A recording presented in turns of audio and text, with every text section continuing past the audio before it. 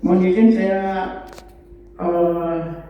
sedikit menyimpulkan tentang pertanyaan dari pemohon maupun dari yang termohon.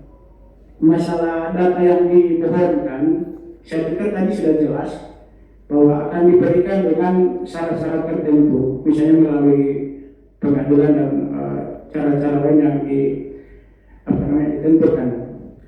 Nah, mohon izin nanti kalau seperti itu Pak, mohon izinnya.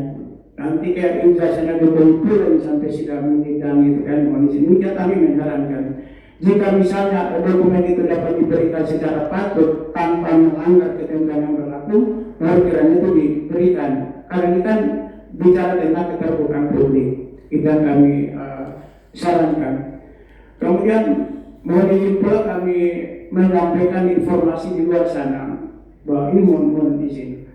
Kalau kita melihat percakapan di media sosial, di grup-grup Banyuwangi itu, mohon izin, ada kata-kata yang sudah sangat-sangat tidak pantas, ada kata-kata maling lah pejabat, tidak apa segala macam ya, tidak patut sama sekali pejabat korup. Dan kasus ini saya melihat, mencermati secara seksama dari beberapa tahun yang lalu, bahkan sudah lapor ke KPK, ke Kejaksaan Agung, ke Mabes Polri. Mungkin tadi Pak Samsudin tadi katanya sudah diperiksa beberapa instansi penegak hukum, mungkin nomor dari itu. Yang menjadi permasalahan sekarang, termasuk ketertarikan saya untuk datang mendengar di sini adalah adanya persepsi publik. Dari pihak pelapor mengatakan ada dugaan ya kan. Sementara dalam proses hukum tidak ada pembuktian itu. Muncul lagi pihak, misalnya ada pihak yang analisis lain mengatakan ada perbedaan data antara analisis dari Pemda dengan analisis dari pihak lain, kemudian dari APBN misalnya. Nah ini akan semakin rancu di publik kalau kita tidak selesaikan dulu. Saya sepakat dengan pimpinan sidang bahwa kita mempertentangkan dengan ini akan menjadi satu debat kusir yang berkepanjangan. Dilaporkan sudah tuh, nggak ada dua tersangka, disebut jelas itu dari bupati sampai DPR dikatakan maaf. Pejabat-pejabat kalau kita lihat di grup yang maaf, bukan kata saya tapi kalimat yang saya lihat di publik itu, bahkan menyebut nama. Sehingga saya memohon kepada para utusan-utusan kami yang di DPR ini agar sekiranya pemanfaatan saham ini lebih tertuju kepada masyarakat yang dapat dirasakan langsung, baik itu yang di ring 1, di ring 2 sampai di ring 10. Saya melihat di publik ya, di media, di berita-berita, di TikTok segala macam.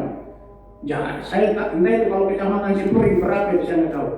Di ring 1 saja itu komplit, masalah jalan, apa itu segala macam kan. Bagaimana dengan kami yang di kecamatan Simpuri hari berapa? Kapan kita merasakan bisa CSR itu atau saham ini mengurangi masyarakat? Kita tidak pernah rasakan. Yang terbersih di otak kami percakapan di grup.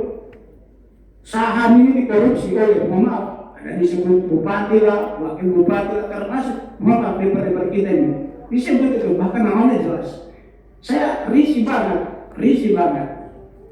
Saya melihat tidak ada tanggapan. Saya bangga dengan sebutan koruptor.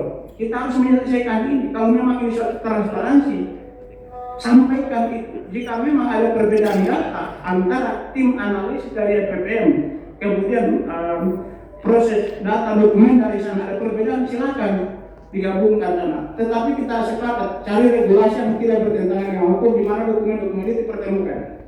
Kami sebagai pendengar juga pengamat di sini kita inginkan itu, biar tidak ada dugaan-dugaan. Coba lihat nama Bang Gojali kalau itu bagaimana kata-katanya di sana. Akhirnya kita ini masyarakat tergiring ke sana. Benar nggak ini? Kan seperti itu.